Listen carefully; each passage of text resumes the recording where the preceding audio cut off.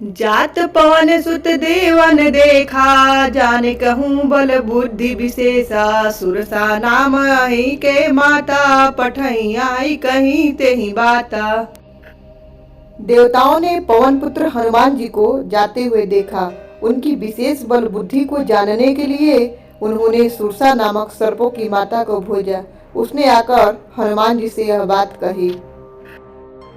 आज सुरन मोहि दीन आहारा, सुनत बचन का पवन कुमारा। राम काज करि फिर मैं आओ, सीता कई सुधी प्रभु ही सुनाओ। आज देवताओं ने मुझे भोजन दिया है। यह वचन सुनकर पवन कुमार हनुमान जी ने कहा, श्री रामचंद्र जी का कार्य करके मैं लौट आऊं और सीता जी का खबर प्रभु को सुना दूं। तब तो बदन पैठ आई, सत्य कहूँ मोहि जान दे माई। कवने जतन दे नहीं जाना, ग्रस सिन मोहि कहे हनुमाना। तब मैं आकर तुम्हारे मुंह में घुस जाऊंगा, तुम मुझे खा लेना। हे माता, मैं सत्य कहता हूँ, अभी मुझे जाने दो। जब किसी भी उपाय से उसने जाने नहीं दिया, तब हनुमान जी ने कहा, तो फिर मुझे खा लो। जो जन भरते हूँ बदन उपसारा, कपितनु गिन दुगुन विस्तारा। सोरह जो जन मुख ते ठयऊ, तुरत पवन सुत 32 भयऊ।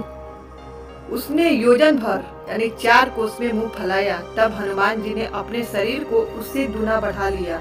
उसने 16 योजन का मुख किया। हनुमान जी तुरंत ही 32 योजन के हो गए। जैसे जैसे सुरसा बदन बढ़ावा, तासु दूत कपि रूप दिखावा। सत जो जन तेहि आनन किन्हा, यति लघु रूप पवन सुत लिन्हा। जैसे जैसे सुरसा मुख का विस्तार बढ़ाती थी, हनुमान जी उसका दूना रूप दिखलाते थे। उसने 100 योजन 400 कोस का मुख किया। तब हनुमान जी ने बहुत ही छोटा रूप धारण कर लिया।